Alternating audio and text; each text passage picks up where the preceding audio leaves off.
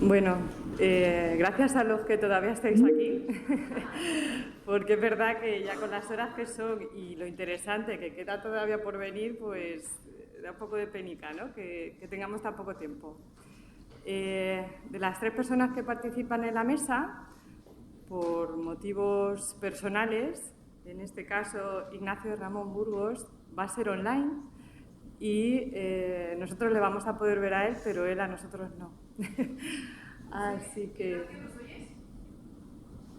hacemos pruebas técnicas. Hola Ignacio, ¿nos oyes? Sí, perfectamente. ¿Y vosotros a mí? Perfecto. Genial.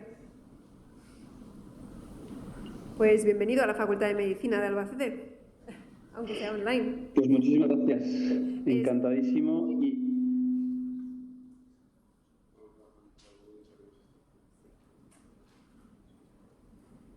A ver, ahora mejor, ¿no? Sí, ¿veis mi presentación? Sí, es lo que pasa.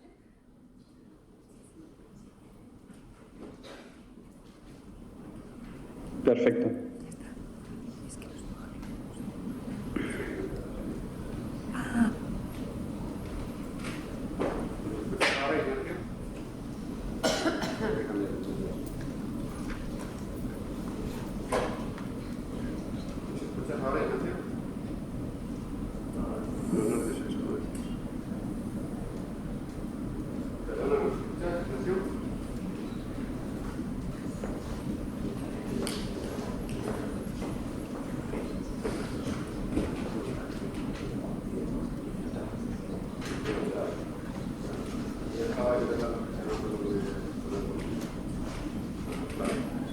Ahora sí nos oyes, ¿no? Ahora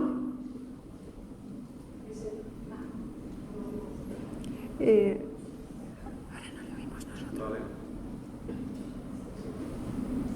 A ver, Ignacio. ¿Puedes hablar un momento, Ignacio, a ver si funciona? Buenas tardes. ¿Me oís? 1, 2, 3. Sí, perfecto, perfecto.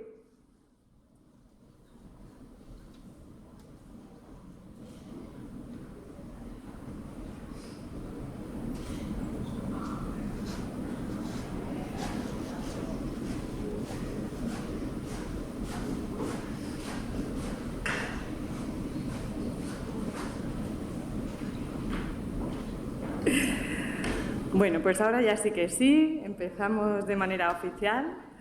Tenemos una mesa redonda que bueno, yo creo que después de todo lo que hemos visto, pues es ideal porque es el futuro de la neuropsicología. También teniendo en cuenta desafíos, porque todo lo que es el futuro pues es algo que todavía no nos da seguridad del todo, pero sí que es verdad que hablar de ética, hablar también de cómo la tecnología también nos va a ayudar, ¿no? en este proceso, pues es fundamental. Y bueno, pues para empezar tenemos a Mónica Muñoz, que ya es verdad que se presenta prácticamente sola porque al principio del todo también estuvo en la presentación, pero bueno, aún así es psicóloga, doctora en psicología por la Universidad de Salamanca, doctora en investigación de neuroanatomía en la Universidad de Navarra, vicedecana de la Facultad de Medicina de la UCLM, lecturer en New University of Glasgow, investigadora postdoctoral en el National Institute of Mental Health y en el Instituto of Child Health de Londres, profesora de neuroanatomía en la Facultad de Medicina de Albacete y investigadora en neurociencias en el Centro Regional de Investigaciones Biomédicas de la Universidad de Castilla-La Mancha. Así que, cuando quieras. Vale, muchísimas gracias. He hecho una pequeña presentación, la voy a cargar. Lo único es avisaros que yo imagino que en muchas ocasiones os sentís fuera de vuestra zona de confort, ¿no? Pues este es mi día, porque normalmente no doy clases de inteligencia artificial, ni mucho menos. Así que, pues espero que esto sea una mesa redonda y que yo pues os ponga ideas, ¿no? Ahí, pero que me interrumpáis, que podamos hacer debate y a lo mismo os digo a vosotros, ¿vale? Así que...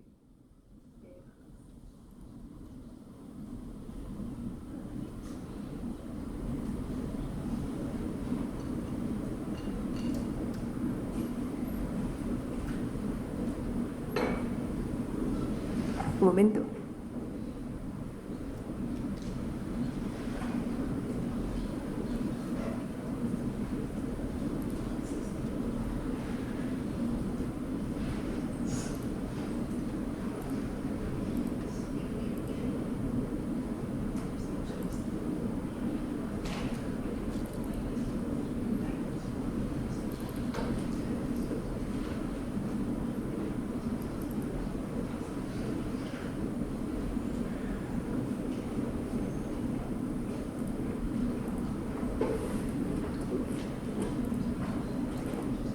Opción de compartir.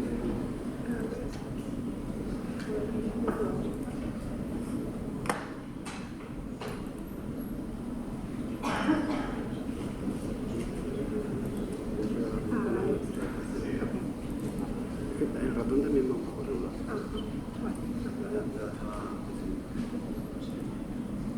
Vale, pues bueno, muchas gracias, Pepe. Bueno, ya estamos. Ni que decir tiene que utilizar la IA para hablar de ella, cómo no. Entonces me ha dado estas imágenes tan bonitas que suelo ofrecer. He utilizado Gemini y, bueno, pues, ¿cuál es el tema de hoy? Pues podrían ser tres charlas diferentes. Uno, la IA en neuropsicología, otro, el futuro de la neuropsicología y otro, temas éticos en el futuro de la neuropsicología con asistencia artificial, ¿no? Entonces, lo que he hecho ha sido dividir la charla en tres partes, bueno, en tres partes. Uno es ¿cuál es el futuro de la neuropsicología integrando IA? Que yo creo que puede ser más que menos, ¿no? Nunca sustituyéndonos, pero sí potenciándonos nuestras capacidades. ¿Cuáles son los desafíos éticos? ¿Cuál es el error que puede implicar, ¿no?, el uso de la IA, tanto en evaluaciones como en intervenciones, etcétera? Y bueno, ¿cuál es la formación que tenemos que tener? Porque de repente nos hemos encontrado con que es como Internet. Pasamos de no saber qué era muy bien a no poder vivir sin ella, ¿no? Entonces, es muy importante saber qué tipos hay, cómo son, qué funcionalidad tienen. Y esto es un poco como en neurociencias, porque la IA realmente intenta replicar el cerebro. Entonces, hay diferentes tipos de IA, generativa, neuronal. Entonces, yo no soy experta en todo eso. Aunque he invitado hoy, que no ha podido venir, la presidenta y una chica joven que es presidenta en Castilla-La Mancha de la Asociación de Inteligencia Artificial, pero otro día le podemos invitar para que nos cuente estas cosas. Entonces yo he hecho una clasificación de la IA ayudándome de la IA, así que cogedla con los pelos. Normalmente cuando aparecen tecnologías así tan nuevas, ¿no?, pues despiertan un poco de miedo del futuro, ¿no? ¿Qué van a hacer? Ahora mismo hemos visto en las noticias que hay tanques autónomos luchando en Ucrania contra Rusia, ¿no? Dices, madre mía, ¿hasta dónde vamos a llegar, no? Bueno, pues no vamos a llegar tan lejos, tan rápido, por lo visto, según algunos expertos, según otros, pues sí. Así que bueno, esta es una interpretación, ese es el tiempo. Lo que utilizamos hoy en día, cada día, nosotros, se llama IA débil, que es la IA o estrecha. Hay más términos, ¿no? Pero estos son los que me han llamado a mí la atención. Y es la que nos permite realizar unas tareas, pero realmente bastante amplia, aunque están diseñadas para realizar unas tareas, ¿no? Y esto incluye pues Siri, Alexa, TikTok, ChatGPT, Gemini, que cuando utilizas Gemini te das cuenta de la cantidad de cosas que puede hacer. Muy limitada, por otra parte, pero puede hacer muchísimas cosas, ¿no? Desde resumirte un artículo sin alucinar demasiado. Hay otros IAs que te permiten hacer eso, ¿no? Pues resumirte un capítulo de un libro. Hay otra que se llama Notebook LM que te permite eso, ¿no? Pero son como IAs diseñadas para realizar tareas bastante concretas. Por eso hay tantas, porque no hay una que haga muchas. No hay una que te produzca imágenes, resúmenes y podcast a la vez casi, ¿no? Eso es casi como imposible. Entonces necesitas utilizar una multitud. Y eso es lo que tenemos hasta ahora. Bastante limitado, pero muy potente. La IA fuerte o la IA general es algo que está en investigación y es lo que va a venir más en el futuro próximo, ¿no? No muy lejano. Y lo que intentan es utilizar lenguajes complejos para que las máquinas puedan razonar, aunque bueno, yo diría que ChatGPT y todo esto también razonan bastante porque utilizan modelos lingüísticos, ¿no? Pero esto sería pues más avanzado, razonar y aplicar conocimientos, acumular conocimientos y de ahí ir más allá, ¿no? Más que acumularlos como hace ChatGPT y luego devolvértelos, no, interconectarlos, ¿no? Razonar con ellos y devolverte un resultado más complejo, ¿no? Eso está en fase de investigación, pero no creo que tarde mucho. Y luego está la superinteligencia artificial, que esto es lo que dice Elon Musk, que nos va a hacer un mundo sostenible en el que no vamos a tener que trabajar. Que eso es de lo más radical que he escuchado, ¿no? Pero, pues sí, va a sustituir muchos empleos. La cosa es que pues, va a resolver problemas, va a ser creativa y bueno, pues es hipotética todavía. Con lo cual, pues veremos hasta dónde llegamos, ¿no? Pero ahí está el punto un poco de futuro, ¿no? Que nos ha cambiado tanto. Internet nos ha cambiado la sociedad tanto, el uso de los móviles nos ha cambiado, pero seguimos siendo los mismos seres humanos, ¿no? Veremos qué es lo que nos trae la IA y hasta dónde llegamos y si nos potencia tanto, ¿no? Porque la idea es que nos potencia a nosotros más que se potencie a sí misma y nos disminuya a nosotros. Entonces entraremos en películas.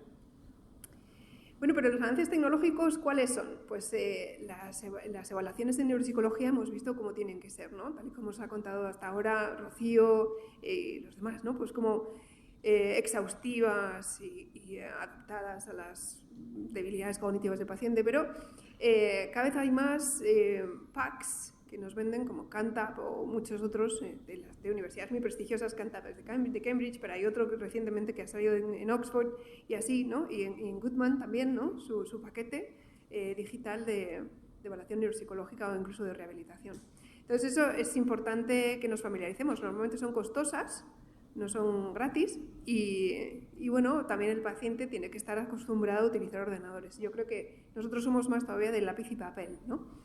Pero vosotros, los más jóvenes, posiblemente ya no lo seáis así, porque claro, las digitales yo he utilizado algunas, ¿no? Y te dan todo corregido, con el perfil, etc.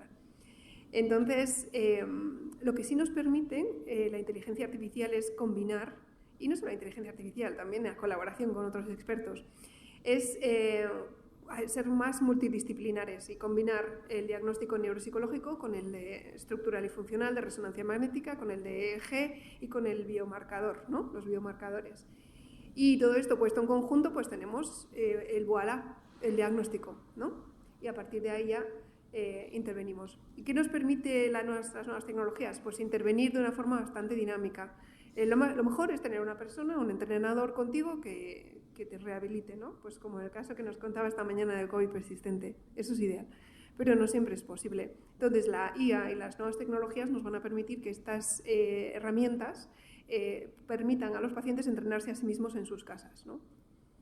Y entonces, aparte de eso, están lo que nos han contado antes en las charlas, ¿no? Los interfaces cerebrales, que son implantes dentro del cerebro, o bien la estimulación cerebral, ¿no? Y ahí ya me gustaría poner la semillita esta del futuro, en plan, vosotros conocéis lo que es la estimulación profunda del cerebro, que se utiliza en Parkinson, ¿no? Quizás el futuro, y tú me dirás, era una de las preguntas que te iba a hacer, es, a lo mejor en el futuro tenemos que comprarnos nuestro propio dispositivo, con nuestro control remoto, ahí por ejemplo en el hipocampo, cuando ya tenemos 85 años, porque cada vez vamos a vivir más, tengamos 85 años y nuestra memoria y nuestra navegación empiecen a fallar. Entonces tenemos que ir a Madrid en coche, a lo mejor nos lo conectamos, ¿no? Y podemos potenciar esos hipocampos, ¿no?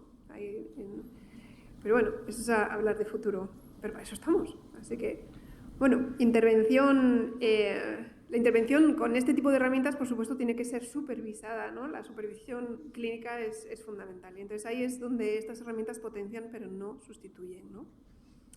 Entonces, ¿cómo estas nuevas tecnologías y la IA puede afectar a la neuropsicología? Bueno, pues modelos híbridos, ¿no? De evaluación tanto digital como de papel. Y no solo eso, porque los modelos, os imagináis, por ejemplo, pues test como los cubos de Corsi, ¿no? Que pueden digitalizarse y más. Pero no solo eso, sino tareas que se pueden diseñar específicamente para pacientes concretos, ¿no? Y ahora os he traído un ejemplo de una que estamos desarrollando aquí. Y claro, pues esta IA permite reconocer patrones de comportamiento, porque mide, cuando tú estás realizando una tarea en el móvil, que son aplicaciones, pues te recoge tiempos de reacción, curvas de aprendizaje, muchos datos que se pueden utilizar tanto para la evaluación como modificaciones de tareas para el entrenamiento, ¿no? Y ahora os voy a explicar un ejemplo. ¿Qué es este? Resulta que, bueno, todo el mundo conoce lo que es la vista cansada, la presbicia.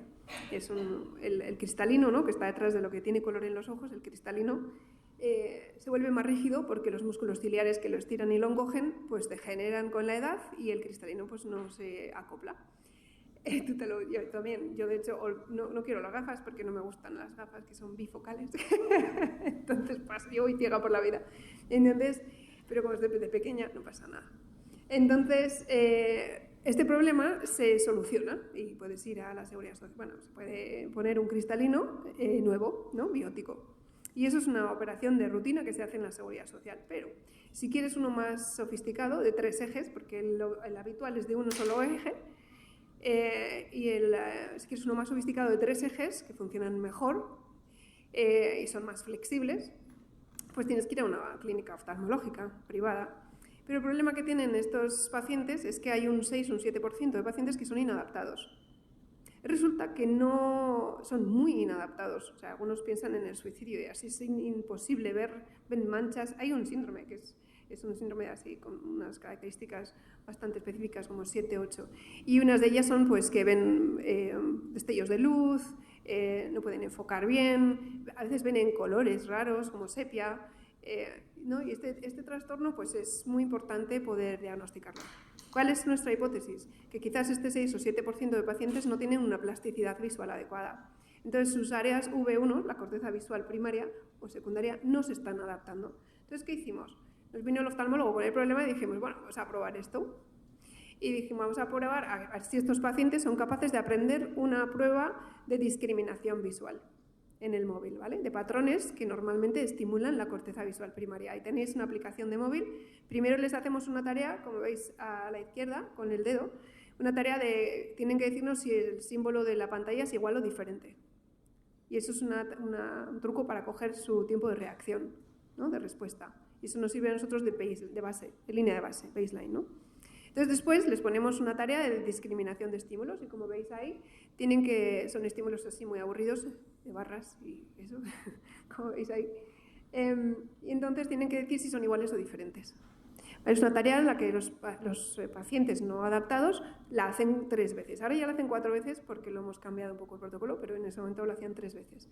¿Y qué vimos? Que los pacientes, como veis en la gráfica de al lado, no sé si se puede ver con esto, creo que no. Pero bueno, como veis arriba, en rojo, los pacientes no tienen curva de aprendizaje. O sea que cometen más errores en esta tarea y además responden más lentamente, ¿no? Entonces eso hemos visto con los que son inadaptados. Ahora lo que queremos es hacer un estudio prospectivo. Esto significa que los pacientes que van a recibir una operación les vamos a hacer esta tarea y si son personas que tienen baja plasticidad, pues es un criterio más para no recomendarles, ¿no? Pero no tenemos datos suficientes porque este estudio lo hicimos en un TFM de una estudiante de aquí, entonces lo hicimos con 10 pacientes solamente. Entonces ahora lo estamos haciendo con muchísimos más. Y estos muchísimos más vamos a intentar hacerlo con muchos a nivel español, de todas las clínicas que están participando, pero en principio con unos 150 aquí. Y a partir de ahí pues poder predecir, ¿no?, cuáles son con reconocimiento de patrones, metiendo todos estos parámetros. O sea que viene un paciente a la clínica, le dan la aplicación, le ponen a hacer la tarea y esos datos van a la nube, a nuestra nube. Y ahí pum, se meten en nuestros datos y vemos en qué medida ese paciente tiene plasticidad, ¿no? Esta es una forma de utilizar la IA en diagnóstico, pero hemos modificado esta tarea para que también puedan utilizarla en entrenamiento. Entonces es dinámica, cambia la dificultad. Conforme van mejorando, cambia la dificultad y muchos de estos pacientes se están diciendo, yo no lo sé hasta qué punto esto es cierto, pero parece ser que funciona en algunos casos. O sea que se puede entrenar la plasticidad visual. Curioso. Yo todavía no me lo creo, necesito ver muchos más. Y me gustaría hacer EEG, a ver si es que también les reparamos el cerebro de verdad. Entonces, bueno, pues este es un ejemplo, ¿no? Pero hay más. Este es un estudio que me encontré porque estuve buscando sobre entrenamiento cognitivo visoespacial. Y resulta que en este experimento entrenan a unos participantes en 3 condiciones diferentes. Con robot delante, que les habla, o con un robot que está en el ordenador, que también les habla, o sin nada. ¿Y qué creéis? ¿Qué pasó? Pues que aprenden todos igual la tarea. No hay diferencias cognitivas, digamos. Todos aprenden esta tarea visoespacial igual de bien. La diferencia está en el nivel de estrés y de ansiedad. Los que trabajaron en las condiciones de presencia de un robot estaban más relajados que los demás. Curioso. Este es uno de los muchos estudios, ¿no?, que hay que hacer para averiguar cuál es el papel de la robótica en todo esto. Entonces, bueno, con estas nuevas tecnologías pues afinamos en la precisión. Sabemos qué parte del cerebro podemos estar evaluando específicamente, ¿no?, e incluso interviniendo, si es que funcionan estas tareas. Pero fijaros, en el 2016, uno de los padres de la inteligencia artificial decía: no vamos a necesitar entrenar más neuroradiólogos, la IA nos lo va a hacer todo. Pues no, esta es una de estas predicciones como la de Elon Musk. No es así. Hoy hay más neuroradiólogos que nunca. ¿Por qué? Porque la IA lo que permite es refinar la calidad de las imágenes que salen de las resonancias magnéticas. Tienen ya implementados programas de IA que aumentan ya no la resolución, sino la resolución aparente, como lo vemos nosotros, ¿no? Esos contrastes de gris y blanco que nos permiten ver mejor, como si llevásemos gafas de verdad. Entonces, eso es una de las aplicaciones de la IA, pero por supuesto hay softwares cada vez más complejos para hacer mediciones automáticas, que nosotros trabajamos en ello también, de estructuras del cerebro, para correlacionarlos luego con la cognición en pacientes, ¿no?, y ver cómo podemos caracterizar mejor el patrón neuropsicológico de déficit, ¿no? Uno de estos trabajos, y ya voy a terminar enseguida, no penséis que voy a hablar mucho más, es este en el que también se utiliza el aprendizaje profundo, que es otra forma de IA, en el que pues con tejido post-mortem, resonancias magnéticas también post-mortem, se puede hacer un mapeo de la proteína tau fosforilada, que es uno de los marcadores de Alzheimer, y se puede ver la progresión, ¿no?, teniendo diferentes casos. Esto lo hacemos en un estudio en colaboración con la Universidad de Pensilvania, ¿no? Entonces, hay bastantes cerebros implicados en esto, entonces hay cerebros que están graduados, ¿no?, con Alzheimer temprano y Alzheimer más avanzado. Y se puede ver la distribución de la proteína tau a lo largo de todo lo que es el eje rostrocaudal del lóbulo temporal medial, ¿no? Y se ve que la patología se concentra en la parte más anterior. Y todo esto utiliza Machine Learning y Deep Learning para elaborarse. Nosotros hacemos aquí la histología, como antiguamente, como Ramón y Cajal. Hay mucho tráfico de cortes y de cosas de aquí hasta Estados Unidos y vuelven y así se los llevan. El cerebro también, en fin. Y pues eso, es como una especie de estadios de Braque, no sé si os suenan, pero modernizados, ¿no? Y esto pues lo hemos hecho en varios estudios, juntamente con Pensilvania, y estamos viendo eso, cuáles son los patrones, ¿no? Sí, además se ha visto muy curiosamente que no solamente dentro de la enfermedad de Alzheimer no solo es el hipocampo y la corteza entorrinal, sino que la amígdala también tiene bastante depósito de tau, que eso es una cosa muy curiosa, ¿no? Que normalmente los científicos y los investigadores trabajamos la memoria, pero las emociones las dejamos aparte, ¿no? Y eso no puede ser. Pero bueno, la vida da para lo que da. Y bueno, aquí también es cierto que estas tecnologías las estamos aplicando en un proyecto que tenemos en la universidad, que es una clínica de memoria en la que intentamos aplicar pues, resonancia magnética y evaluaciones neuropsicológicas para pacientes que están preocupados por su memoria y quieren saber si sí o si no. Y bueno, pues como conclusión ya casi de esto, es que la IA no reemplaza, sino que potencia. Nos libera de tiempo, sobre todo si por ejemplo, nos supervisa a la hora de corregir algún informe, de formular, no sé, hay miles de tareas que nos pueden liberar y siempre pues con la supervisión nuestra, ¿no? Entonces los desafíos éticos son muchos. Uno son los sesgos de los algoritmos, claro que pues, en la nube hay muchísimos datos, pero normalmente son de gente blanca, ¿no? Y muy sesgados, entonces hay que tener mucho cuidado con eso. El problema de la caja negra, que no sabemos cómo funciona la IA, hay neuronales, las hay generativas, las hay de diferentes maneras y no sabemos cómo estamos obteniendo los datos. Entonces hay falta de transparencia, ¿no? Y claro, no podemos controlarlo todo, no podemos ser neuroimagen, neuropsicología, biomarcadores, inteligencia artificial, entonces hay que buscar un equipo, ¿no? que nos informe. La protección de datos, porque una vez que subes algo a la IA lo pesca y se lo queda, aunque no te lo diga, sin duda. Y siempre la palabra clave yo creo que va a ser la IA en la utilización y demás, en las implicaciones, es el humanismo, ¿no? O sea, es una carrera, o sea, tener una perspectiva humanista, ¿no? Frente a esto. Y bueno, pues que hay que utilizarla, obviamente, y que tiene que ser un colaborador más en nuestro equipo estratégico, ¿no? Que tenemos que... No nos queda más remedio, porque si no nos vamos a quedar atrás, siempre bajo supervisión. Entonces, para formarnos, pues súper importante, ¿no? Por eso a mí me gustaría pues, hacer una sesión de inteligencia artificial con psicólogos, quizás en el Colegio de la Psicología, si queréis, para formarnos, intentar entender de qué van estos diferentes sistemas de inteligencia artificial. Es muy importante la información interdisciplinar, ¿no? Cómo se usa en neuroimagen, cómo se usa en biomarcadores, en todos, ¿no? Y bueno, pues seguir estudiando y entender cuál va a ser nuestro rol como neuropsicólogo dentro de estas nuevas tecnologías, ¿no? Que va a ser súper importante porque tenemos que supervisar absolutamente todo, ¿no?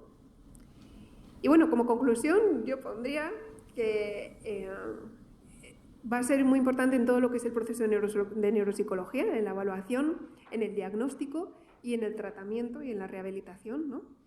Que nos va a proveer de precisión en todo esto, en los 3 componentes de la neuropsicología, que por supuesto es una herramienta y que siempre espero lo sea, y que nos sirva y nos acelere y nos dé todos los beneficios, pero que supone muchos desafíos, muchísima información que tenemos que tener a la hora de supervisarla, ¿no? Y a la protección de datos y demás. Y finalmente, pues que la formación tiene que ocurrir desde ya. Y claro, la formación con IA, muchos están haciendo cursos de IA en este momento, pero la mejor formación es utilizarla, ¿no? A mí me decían mis padres, ¿cómo? Podríamos hacer un curso de internet y a lo mejor lo que puedes hacer es meterte, ¿no? Para ver las limitaciones. Y bueno, pues el futuro de la neuropsicología no depende solo de la IA, por supuesto, depende de nosotros y de cómo nos vamos a ir haciendo hueco en el ámbito profesional, ¿no? Cómo vamos a conseguir no tener contratos precarios con los hospitales, cómo vamos a poder trabajar, ¿no? En equipo, sin necesidad de luchar y tener que formarnos durante 200 años hasta que uno llega hasta el hospital y le reconocen el título, ¿no? Así que el futuro de la IA yo creo que tiene más ese desafío, o sea, el futuro de la neuropsicología tiene más ese desafío de profesionalizante que de la IA, ¿no? O sea, que se puede beneficiar de la IA. Pero lo importante es que pues, hagamos cuerpo de profesionales. Y bueno, estas son todas las ideas que yo iba a poner ahí un poco en la mesa.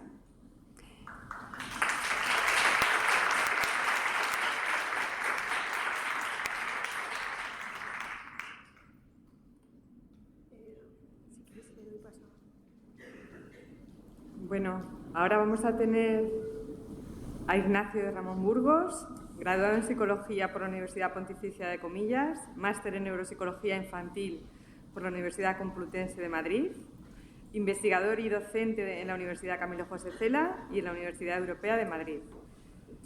Investigador sobre el TDAH junto al grupo MEG liderado por Fernando Maestu y diseñador y CEO de Syncrolab. Así que, si nos oyes, Ignacio. Sí, os escucho. ¿Me oís bien? Sí.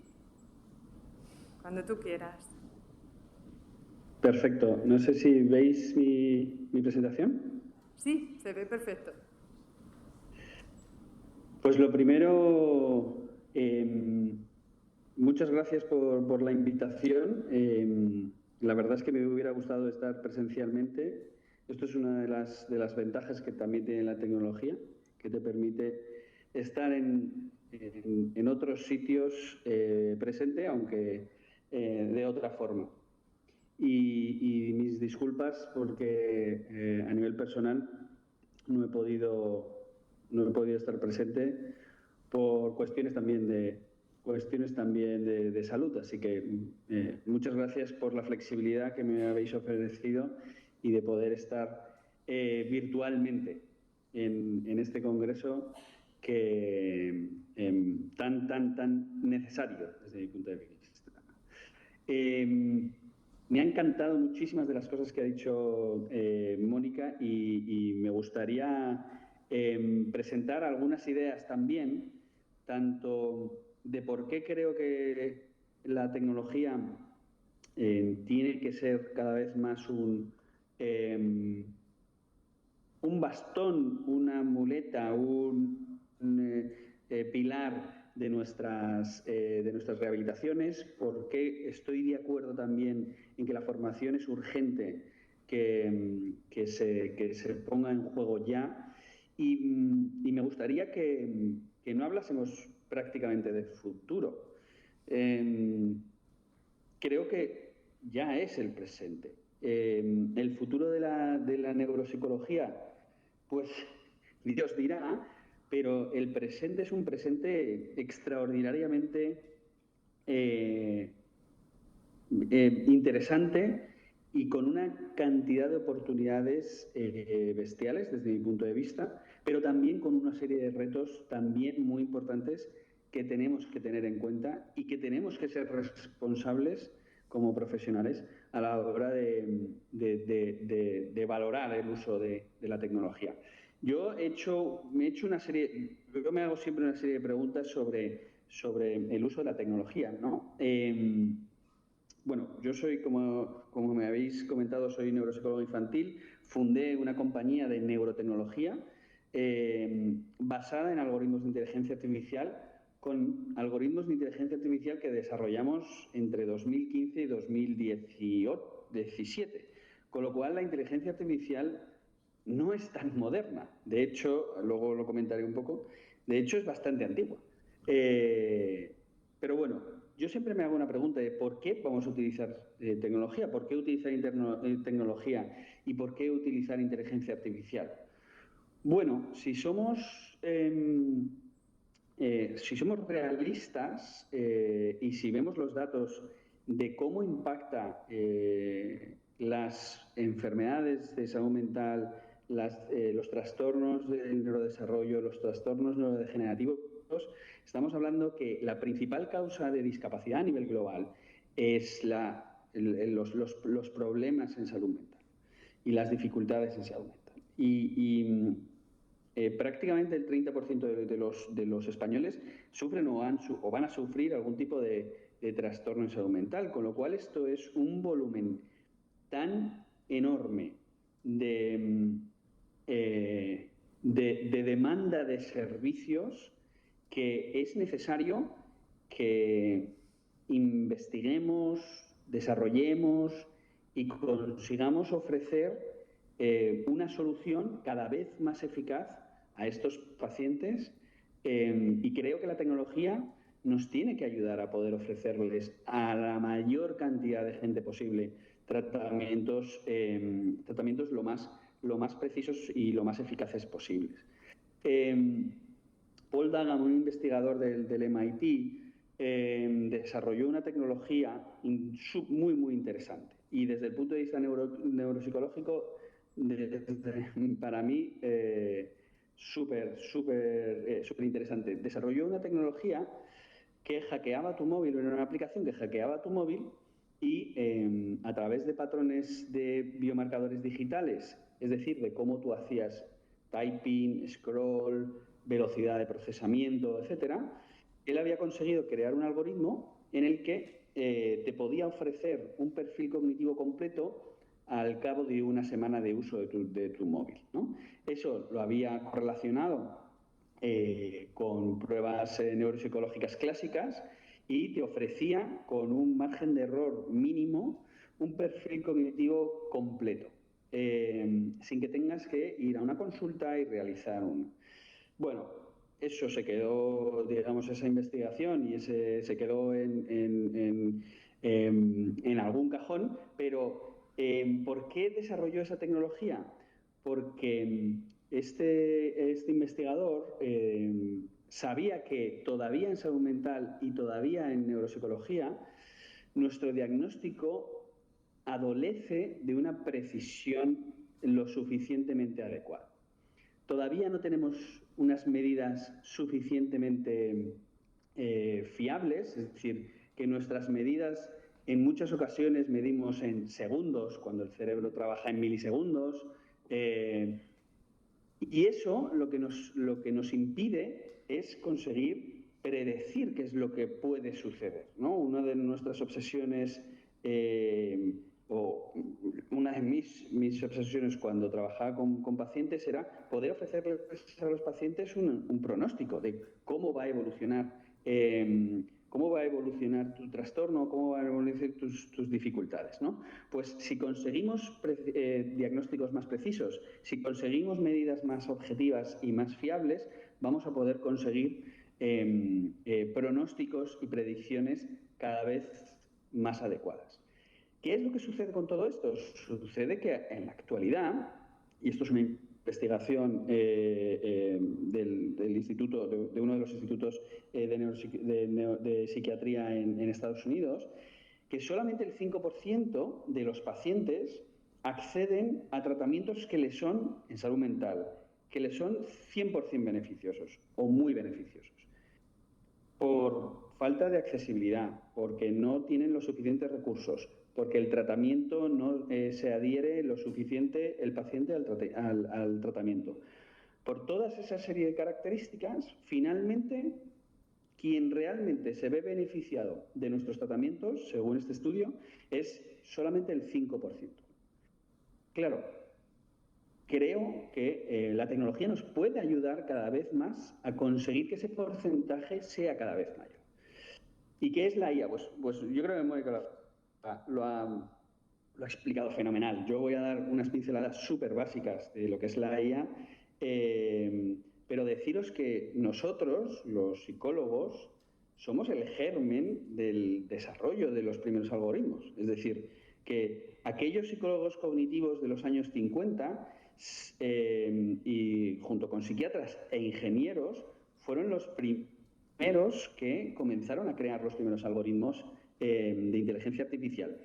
De hecho, los algoritmos de inteligencia artificial que estamos utilizando ahora, en un porcentaje muy, muy alto, están diseñados desde hace décadas. Es decir, una red neuronal está diseñada desde hace décadas, el machine learning está diseñado desde hace décadas. Con lo cual, ¿cuál es la diferencia? ¿Cuál es el punto de inflexión, ¿no? ¿Por qué de repente ha habido este punto de inflexión? Básicamente por la capacidad de computación. Es decir, nosotros teníamos unas redes neuronales que las podíamos entrenar con cientos de datos. ¿Y eso qué es lo que sucede? Que si tú entrenas una inteligencia artificial con cientos de datos, los errores que te va a cometer son muy graves, ¿no? Entonces, si veis la parte de arriba, si queréis hacer una predicción de lo que va a suceder en un paciente y tenéis simplemente 10 medidas, vais a cometer errores muchísimo más graves que si tenéis 100 medidas. Bueno, pues básicamente la diferencia fundamental de lo que estamos viviendo ahora mismo es la capacidad de poder entrenar a esos algoritmos con volúmenes muy grandes de datos que nos permiten, nos permiten incluso, y esto es una investigación que es la que ha ganado el Premio Nobel de Química, que lo han ganado DeepMind, que es una de las compañías que creó los algoritmos más potentes de inteligencia artificial que estamos viendo hoy, pues un grupo de ingenieros ha ganado el Premio Nobel de Química. ¿Y cómo lo ha ganado? Lo ha ganado a través de una inteligencia artificial diseñada por ellos, prácticamente diseñada desde cero por ellos, que perfila las proteínas o cientos de proteínas que no sabíamos cómo funcionaban hasta ahora, ¿no? Con la polémica subyacente de todos los químicos que decían cómo un ingeniero ha ganado un premio Nobel de Química. Básicamente por eso. La inteligencia en salud ahora mismo está, ya no podemos decir, yo creo que el futuro. La inteligencia artificial ahora mismo está inmersa en todos los campos de la salud, en todos los campos. Radiología, como ha dicho Mónica, es una de las pioneras en el uso de inteligencia artificial, pero ahora mismo impregna todos los campos de la salud. Tan es así que las famosas guías Consol, para que tú puedas realizar ensayos clínicos siguiendo una guía establecida de cómo se tienen que hacer los ensayos clínicos, ya tiene un apartado, o desde hace ya 2 años, tiene un apartado en el que se establece cómo se tienen que hacer los ensayos clínicos con algoritmos, ¿no? Y os vengo a traer algunos ejemplos de herramientas que ya están y que las podéis utilizar y que se pueden utilizar en algunos países. Esta es para mí, uno de los algoritmos de inteligencia artificial más bonitos. Y es que, si hablamos de neuropsicología, nosotros en neuropsicología infantil tenemos muchas veces un problema, y es que no somos capaces de identificar tempranamente a los pacientes o a los niños que tienen dificultades que luego van a emerger, ¿no? Entonces, uno de nuestros focos de atención siempre ha sido tratar de intervenir lo antes posible, y para eso necesitamos herramientas de diagnóstico. Claro, hasta ahora, pues nuestras herramientas de diagnóstico eran prácticamente lápiz y papel, mucha observación, pero ahora mismo empezamos a tener herramientas tecnológicas como Cognoa, que es una compañía en Estados Unidos que ha creado una inteligencia artificial en el cual tú envías 3 vídeos de tu hijo con 1 año, o es como máximo como máximo 1 año, envías un vídeo de 3 minutos comiendo, un vídeo de 3 minutos jugando y un vídeo de 3 minutos hablando. La inteligencia artificial, bajo ensayos clínicos, ha demostrado en valores negativos un 95%, más de un 95%, que descarta la posibilidad de tener autismo, y un 87,5% en la posibilidad de sí tener un autismo. Entonces, con esta herramienta, uno de los grandes problemas que tenemos en trastornos en el desarrollo, en autismo en concreto, es que los pacientes, los niños, nos llegan a consulta demasiado tarde. Y has perdido prácticamente 3 años en los cuales podías intervenir de manera temprana y conseguir que en las ventanas sensibles de los periodos sensibles del cerebro, pues aprovecharlos en una rehabilitación. Bueno, pues con esta inteligencia artificial podemos reducir significativamente en casi 3 años el diagnóstico temprano. Nosotros en Syncrolab, por ejemplo, que voy a pasar súper rápido para centrarme en los retos que tenemos a día de hoy. En Syncrolab nosotros creamos una inteligencia artificial. ¿Para qué? Con el objetivo de personalizar las actividades y las tareas que hacíamos en consulta y llevárselas a casa. Como ha dicho Mónica, nuestra idea en 2015 era intervenir diariamente. ¿Con qué objetivo? Pues nosotros en consulta veíamos a pacientes que estaban durante años en consulta. Y lo que decíamos era, oye, ¿hay alguna posibilidad de que todos los días el paciente consigamos que haga su rehabilitación o parte de su rehabilitación en casa, aumentar la recurrencia y que, por un lado, nosotros podamos ver un mayor volumen de pacientes y los pacientes puedan tener un tratamiento casi diario? Bueno, pues eso es lo que... esa era la pregunta que nosotros le hicimos a la inteligencia artificial. La inteligencia artificial que patentamos lo que hace es que combina todas las tareas que nosotros vamos diseñando a nivel cognitivo para adaptarse en tiempo real al paciente. Y el prompt que nosotros le dijimos a esa IA fue: maximiza el rendimiento cognitivo de las tareas, de los procesos que están más afectados. Bueno, ¿qué es lo importante de la tecnología a día de hoy desde mi punto de vista? A día de hoy casi podéis crearos vuestro propio... O sea, podéis crear con herramientas de código, con inteligencia artificial, podéis crear plataformas, aplicaciones, lo podéis crear todo. ¿Cuál es la diferencia?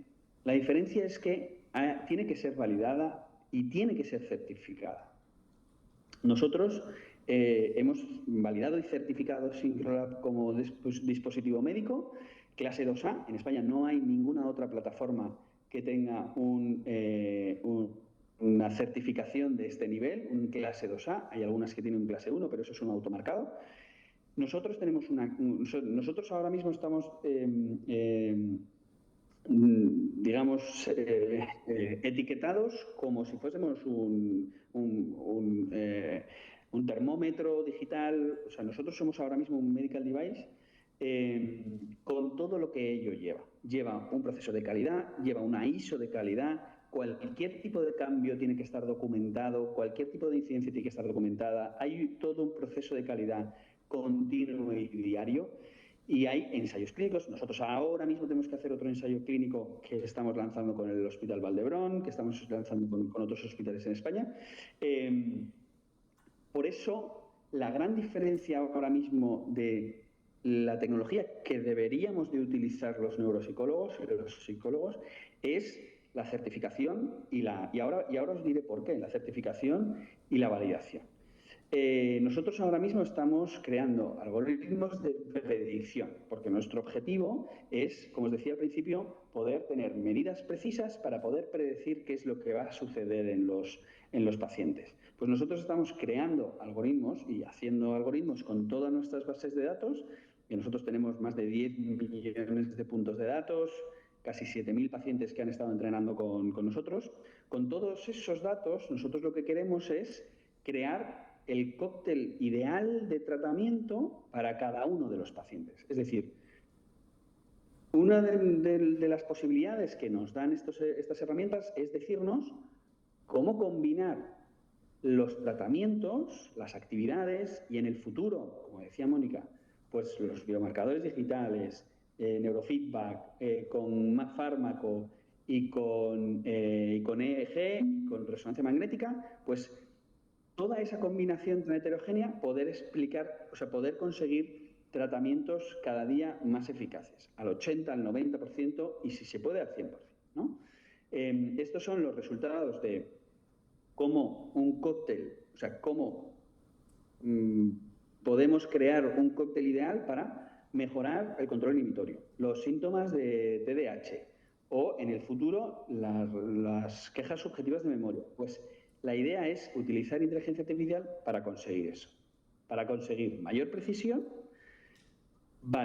que esa precisión esté validada y poder predecir, ¿no? Y ya me quedo con lo último. Y yo creo que esto es una de las cosas que seguramente vayamos a discutir en la mesa. Y es que hay muchos retos. Estos son oportunidades, pero hay muchos retos. Seguridad, gobernanza de los datos.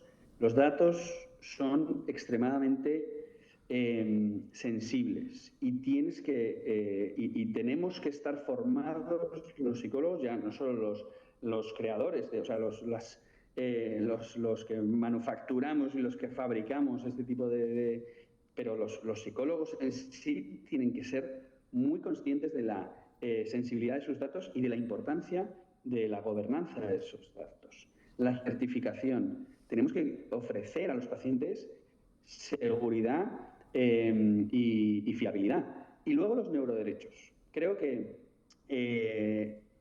hemos estado hablando de TMS, hemos estado hablando de inteligencia artificial, hemos estado hablando...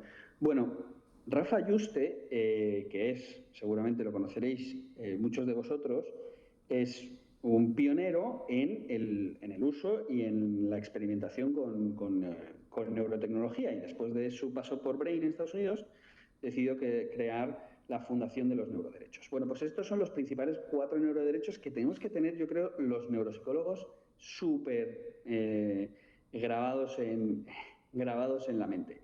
Libertad cognitiva, privacidad mental, integridad mental y continuidad mental. Si queréis, luego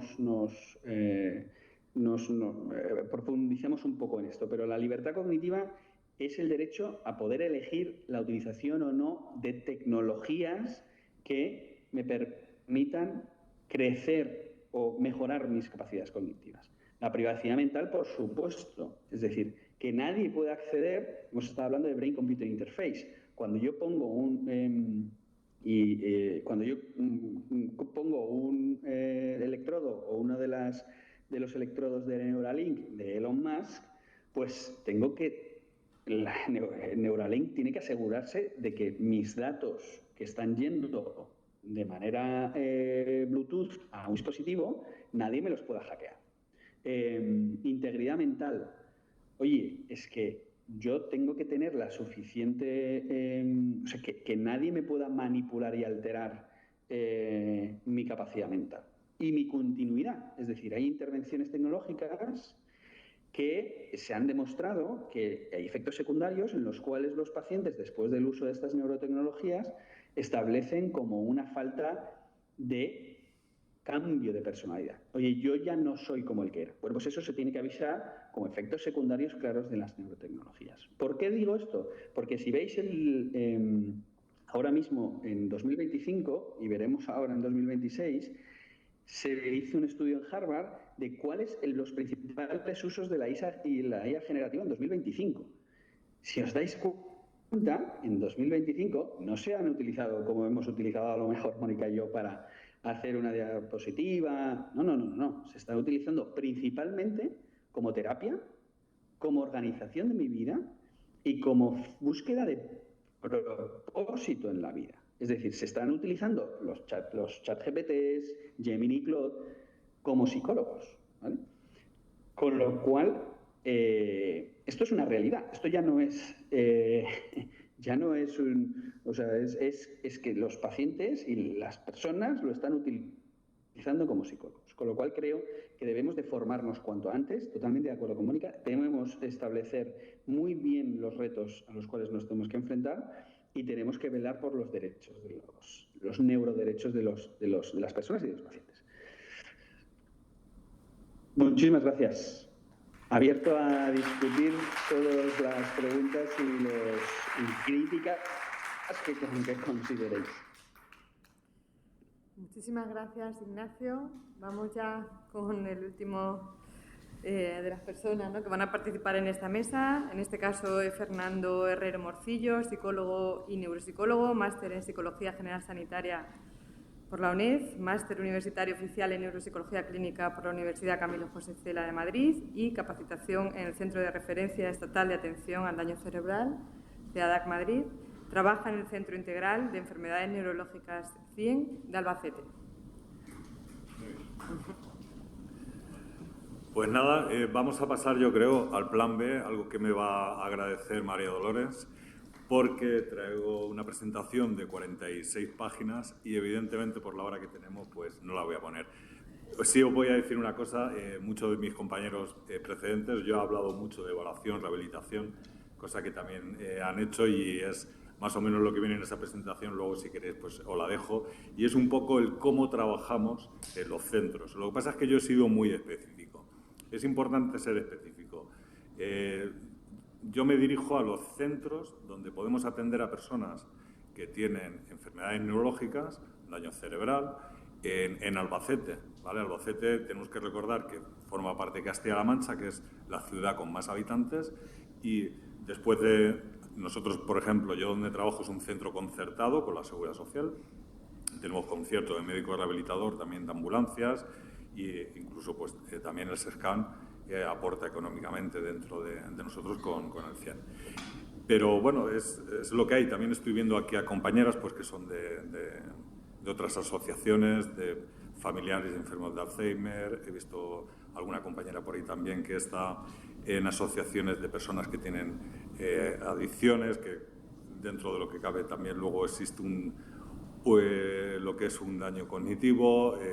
También he visto a alguien de la asociación de daño cerebral. Bueno, en definitiva, ¿cómo utilizamos y qué es lo que hacemos con estas personas y qué es lo que ha pasado con la inteligencia artificial, ¿no? Al final, los que trabajamos con las personas que tienen este daño y bueno, pues deciros una cosa, estoy al igual que mis compañeros de mesa, y aparte esto es algo que me transmitió porque yo tuve la suerte de que fui alumno de Ignacio y entonces fui alumno en la Camilo José Cela con él cuando hice el máster oficial de neuropsicología, y fue algo que me transmitió, porque yo la verdad es que en aquel máster pues era de los mayores, de los que había allí, la mayoría tenían 25 y tal, y yo ya tenía los 40 cumplidos, y entonces pues la verdad es que lo que hizo fue transformarme y hacer una visión de que lo que es la tecnología es algo que realmente ha venido para quedarse y que forma parte de nuestras vidas, que no se trata de algo que nosotros tengamos que en ningún momento ponerle ninguna pega. Todo lo contrario, nos tenemos que adaptar. Aquí nos tenemos que acordar un poco de lo que se trata de lo que es la ley de Darwin, el que no sobrevive el más fuerte, sino el que mejor se adapta, y efectivamente nos tenemos que adaptar. Y entonces en algo tan específico como pues, una ciudad de Albacete, donde podemos trabajar, donde es verdad que no hay muchos medios, porque medios privados como tal ojalá que hubiese, o también concertados, ojalá que hubiese un Goodman en todas las ciudades o provincias de Castilla-La Mancha, me encantaría, pero realmente no es. ¿Qué es lo que hacemos nosotros? Nosotros pues acogemos, o por lo menos el equipo multidisciplinar, hablo un poco más del CIEM, donde yo trabajo, pues acogemos lo que son todas las plataformas digitales que han incorporado inteligencia artificial y efectivamente las usamos. No formamos para ello porque cuando existen estos cambios, y luego pues tenemos que tener claro también que somos asociaciones. Y entonces las asociaciones pues no disponemos de muchos recursos económicos y dependemos mucho pues de lo que son las administraciones, de lo que son también empresas fuertes que también nos van patrocinando, etcétera. Nosotros al final tenemos que dar servicio a personas que tienen daño cerebral, pero se lo tenemos que dar al menor precio posible, a que tengan sesiones, porque si no nos hemos dado cuenta que hay mucha gente que por desgracia abandona un tratamiento que tiene, sobre todo cuando son más mayores, o incluso la familia llega a decidirlo, pues porque se están gastando unos 70 euros más o menos semanales, que son unos 240 o 260 mensuales, y le está tratando un equipo multidisciplinar. Ahí pues entra sesión de fisio, de terapia ocupacional, de logopeda, de neuropsicología, y entonces pues claro, es una lástima que veamos eso. Queremos llegar al máximo de personas y lo que hacemos es intentar esos recursos que tenemos, pues optimizarlos lo mejor posible. La inteligencia artificial pues ha venido precisamente a eso.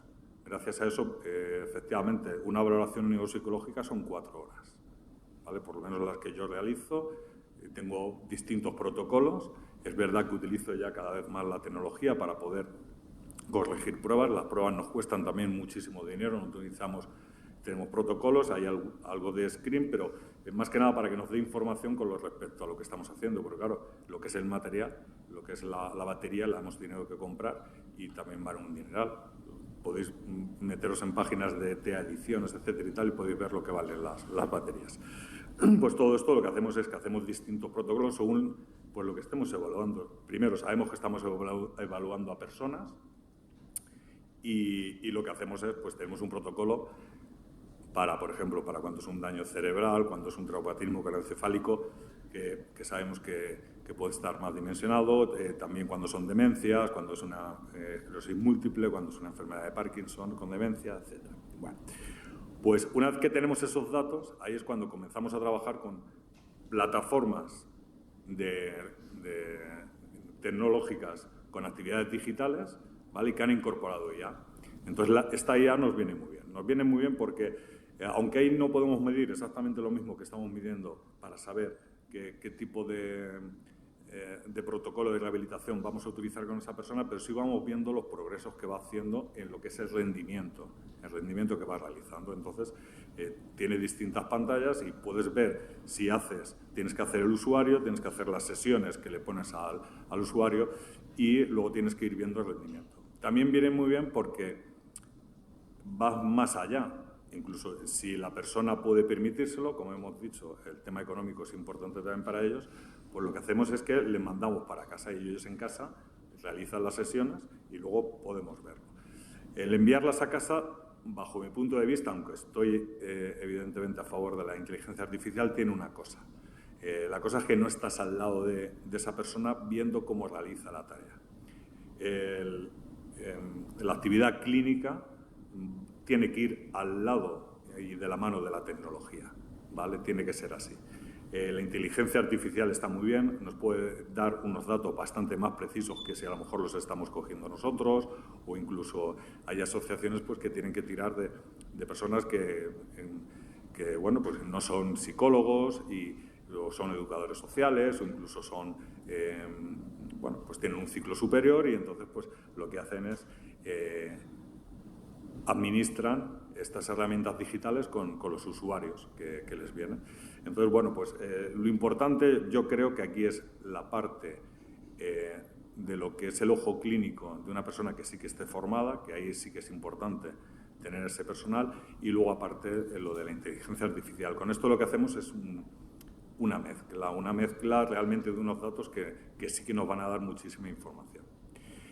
Y luego, para lo que sí nos ha venido muy bien la inteligencia artificial es porque aquí en Albacete, que por eso he comenzado aquí, pues existen asociaciones, pero claro, no tenemos una gran diferenciación.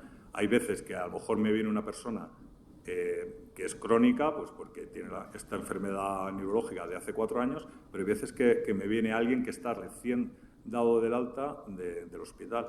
Tiene 65 años, ya no cumple criterios de edad para ir al CEADAC, al Centro de Referencia Estatal de Atención al Daño Cerebral, tampoco tiene los requisitos suficientes para que lo puedan coger en el centro que tenemos de daño cerebral en Guadalajara.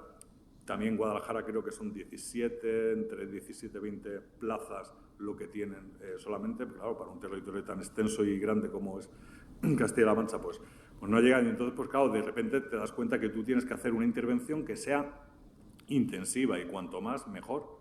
Y claro, están en fase subaguda, esos meses que tienes, ese año, eso tienes que ser muy intensivo. Entonces ahí involucras a toda la familia, utilizas estas plataformas. Yo he estado viendo también pues, lo que tiene Syncrolab, y entonces lo puedes utilizar para que constantemente pueda hacerlo. Pero aquí, ¿qué depende? Aquí tenemos 2 perfiles. Aquellos que sí que se lo pueden permitir, ¿vale? Que muchas veces nosotros les damos la información de todo, de lo que es público, también de lo que hay privado. Les hablamos de centros especializados que hay en Madrid, en Valencia, en Alicante, que es lo más cercano que tenemos a Albacete. Y cuando dicen que no se quieren separar de sus familiares, que de lunes a viernes pues lo pasan fatal, y bueno, de hecho hay algunos que se van y vuelven a las 3 semanas. Sabemos todos los déficits que tienen, ya no solamente no sea esta la habilidad emocional y tal, es que muchos llegan y dicen, no, es que yo no sé por qué iba allí si no me pasaba nada, pero realmente lo que hacía es que estaban echando algo de menos a su familia, al final todo pesa y vuelven. Tienes que trabajar con ellos. Los que se lo pueden permitir, pues evidentemente pagan las sesiones que hacen digitales en casa, siempre hay alguien, un hijo, un sobrino, un marido, alguien que le puede ayudar, y realmente pues al final hacemos un tratamiento rehabilitador. Ese tratamiento rehabilitador es, como digo, interdisciplinar. Normalmente pues si digamos que tiene todo afectado, pues pasa por logopedia, fisioterapia, terapia ocupacional y neuropsicología. En base de lo que podamos también psicología clínica, porque hay que trabajarlo, sobre todo en las fases posteriores al inicio, cuando ya empiezan a aceptar lo que está pasando, que no van a volver a ser nunca jamás como eran, y con eso pues vamos tirando. También es importante, y nos hemos dado cuenta, que el centro, la estructura, siempre que hablamos de rehabilitación, tenemos que ver aquello que tenemos en la estructura. El centro les viene muy bien. Hay muchos usuarios y usuarias de las que yo tengo que socializan allí y que les encanta ir al 100. Van allí, mientras esperan a que tengan sus terapias, van hablando, ven a otro, si se enteran que alguno ha fallecido y tal, pues hablan y se ponen en contacto con ellos y tal. Eso es necesario. Ahí es donde la inteligencia artificial, aunque pueda crear escenarios muy diversos, etcétera y tal, pero realmente no va a llegar. Por eso nosotros tenemos que dar ese soporte en lo que son las clínicas y tenemos que también fomentar esa relación social. Así que, bueno, en definitiva, yo creo que la inteligencia artificial es algo que nos va a facilitar, es un complemento. Como ha dicho Ignacio de Ramón, es un bastón, es una de las patas que tenemos que utilizar, lo mismo que también lo que es la estimulación magnética, la eléctrica que hemos estado viendo, que creo que es el futuro, es algo que mucha gente lo está diciendo, pero no nos tenemos que olvidar de las realidades que vivimos, ¿vale? Sobre todo pues en ciudades, pues bueno, Albacete dentro de lo que cabe somos creo ya 176.000 habitantes, o sea que somos ciudades grandes, yo creo, y que bueno, pues tenemos que dar también un servicio y tenemos que llegar. ¿Y cómo llegamos? Pues estirando en nuestros recursos todo lo que podemos. Así que nada, con esto, si quieres, pues abrimos.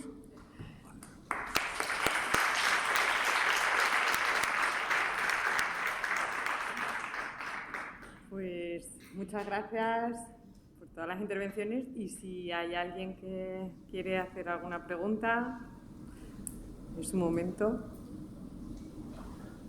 Aquí tenemos una, dos.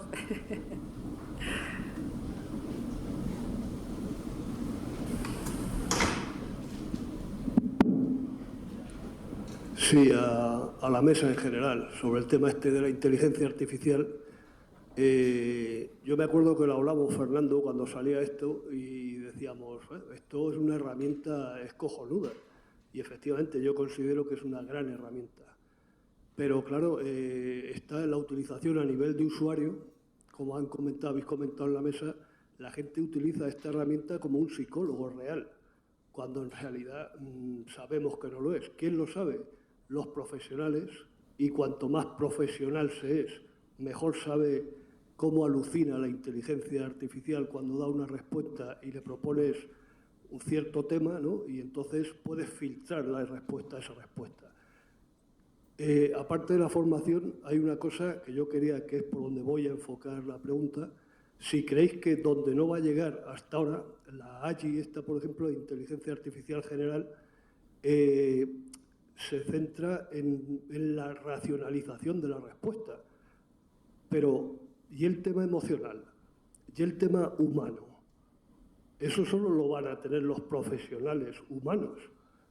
Digamos que sería cuestión a los usuarios de transmitirle esa diferencia que va a haber entre una inteligencia artificial muy potente y un profesional humano que va a tener en cuenta sus emociones, va a tener en cuenta su humanidad, que eso la inteligencia artificial no lo puede sentir, no tiene propiocepción de nada de eso. Esa era más o menos mi cuestión. Bueno, pues mi idea brevemente es que si podemos llegar a describir de una forma operativa qué es esto que llamamos humanidad, o como has dicho tú, capacidad interoceptiva, ¿no? Que es la capacidad de percibir nuestras propias vísceras, básicamente, a través de la ínsula y el tálamo, todo este sistema, ¿no? Somatosensorial. Si podemos definir eso operativamente, se puede implementar en una máquina, ningún problema. Ahora, que sean capaces de contextualizar, es decir, yo creo que los sistemas independientes, el sistema visual, el sistema auditivo, posiblemente se puedan replicar y se están haciendo. Pero lo que son las áreas de asociación, que es lo que nos preocupa a los neuropsicólogos, estas áreas que permiten integrar, ¿no? Multimodalmente la información y organizarla visoespacialmente o adquirir el conocimiento semántico e integrar todo, estos hubs que tenemos en el cerebro, ¿no? Que integran la información y nos la proporcionan en la memoria a corto plazo en bandeja con una flexibilidad brutal para el contexto, esa flexibilidad cognitiva posiblemente sea más difícil de conseguir. Por eso es hipotético. Pero en el momento en que haya definiciones operativas, tendremos máquinas que hagan esas tareas, posiblemente más imperfectas. Hay muchos experimentos que se están haciendo con las inteligencias artificiales. Por ejemplo, recientemente leí yo uno que me pareció alucinante. Resulta que hay plataformas tipo Facebook e Instagram para las inteligencias artificiales, para que interactúen entre ellas. ¿No es increíble? Y por lo visto son completamente distintas a las nuestras, las interacciones que realizan. Eso es un tipo de experimento que se pueden hacer, ¿no? Y estudiar cómo se van a comportar, porque no sabemos, hay muchas cosas que hay que experimentar, ¿no? Y otro experimento que me pareció curioso es que si tú metes como a los seres humanos, ¿no? Si nosotros nos informamos malamente y no te utilizamos un juicio crítico a la hora de pues, creernos la información que nos entra, pues tenemos mucha basura, ¿no? En la cabeza, y eso puede producir un comportamiento bastante errático. Lo mismo pasa con la inteligencia artificial. Eso se ha hecho también un experimento en el que le metían información bastante mala, de calidad mala, ¿no? Y la IA se comportaba mal, con comportamientos erráticos, mientras que si la información era lógica, razonable, organizada, jerárquica, bien, la IA tenía un comportamiento más adecuado, ¿no? Entonces, todo tipo de experimentos nos van a llevar a entender mejor cómo funcionan las IAs y a potenciar mejor su funcionamiento. Si van a reemplazar nuestra humanidad o no, depende de eso, de en qué medida vamos a poder definir qué es eso, la humanidad. Ya terminó.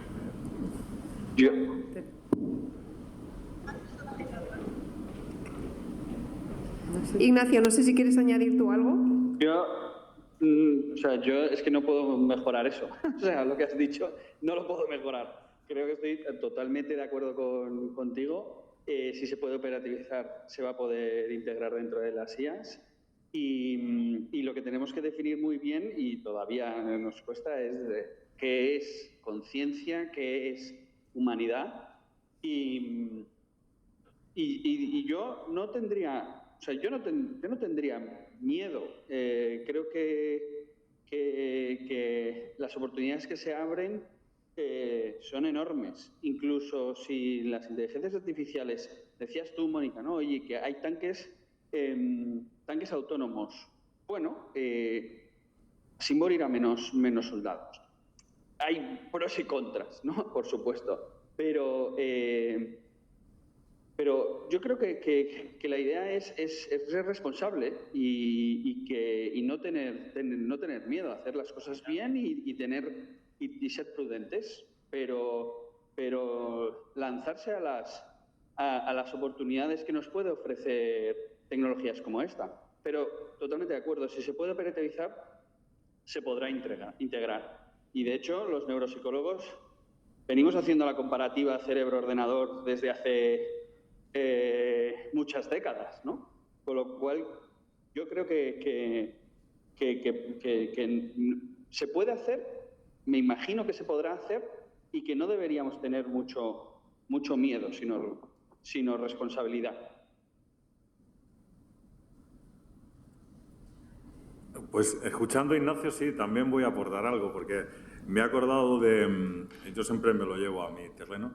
Me he acordado de un compañero que me comentó pues, que tuvo un chico pues, de unos 14 años con daño cerebral pues, a raíz de un accidente. La verdad es que la lesión era más focalizada, no era un traumatismo craneoencefálico como tal. Bueno, la cuestión es que realizó bastantes avances, ya iba bastante más a casa, iba menos a lo que era la clínica donde se estaba rehabilitando. Llegó un momento que los padres llegaron y le dijeron al neuropsicólogo que estaba, le dijeron, oye, hemos pensado en que vaya a ir a los campamentos que todos los años ha ido, pero claro, los campamentos no nos dejan que estemos nosotros. Y como hemos estado supervisando siempre pues, las cosas que he ido haciendo, los avances que he ido teniendo y tal, ¿qué opinas? Y les dijo, no, que vaya. Y por supuesto, como si fuese uno más. Ya, pero es que arrastra la pierna, es que, bueno, pues las dificultades que tenían. Dijo, que vaya. Y efectivamente, pues se fue a su campamento de 15 días y cuando volvió, sorpresa. La sorpresa que hubo es que la recuperación que tuvo exponencialmente fue tremenda. De hecho, ya no tenía apenas ningún problema físico, o tuvo que competir con los demás en igualdad, era alguien más. Entonces, yo lo que quiero decir, respondiendo un poco a Javier, que efectivamente se puede operativizar la humanidad, pero la relación humana con esa humanidad, no sé hasta dónde se podría, porque siempre tenemos que verlo que nosotros nos relacionamos. Tenemos que acordarnos de Vygotsky, a que estéis aquí muchos estudiantes, el conocimiento está ahí fuera. Y gracias al apoyo que recibimos de nuestros padres, pues tenemos esa potencialización. Bueno, lo dejo aquí porque sé que es la hora. Bueno, disculpad que no podamos atender a la última de las preguntas, pero es que ya estamos muy, muy, muy fuera de...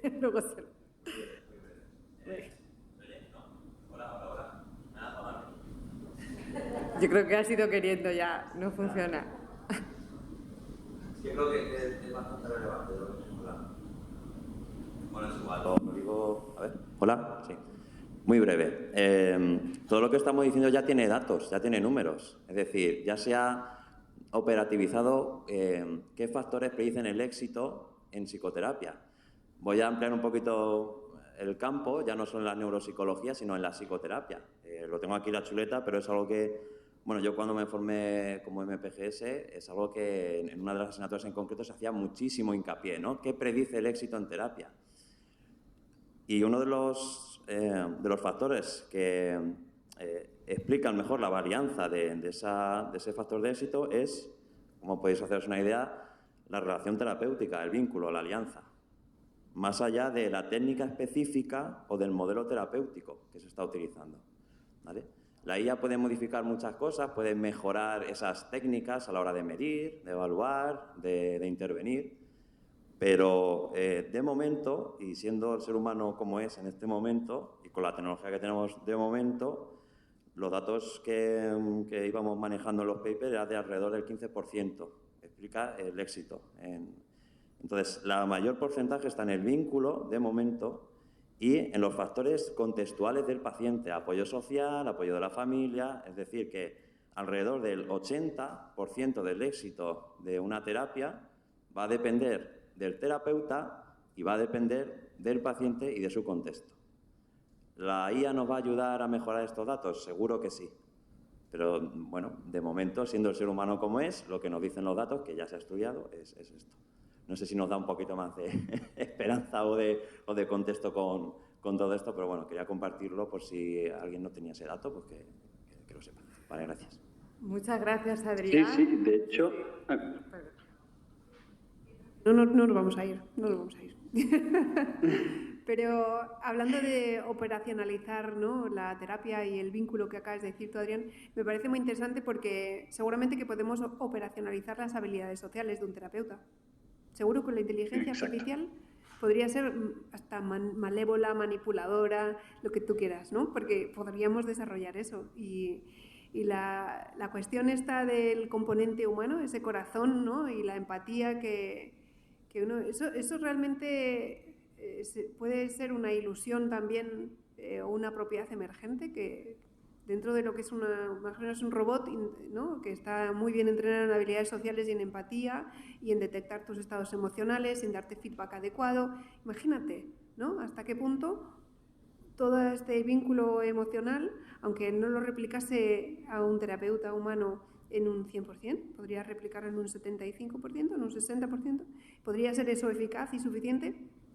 Ahí lo dejo. Bueno, si os parece, ya sí que acabamos. Esto es como en las buenas series cuando pone continuará. Es decir, que eso es bueno, que no nos queramos ir, aunque sean estas horas y vayamos muy, muy fuera de programa. Así que ya, pues, terminar con la clausura, ¿vale?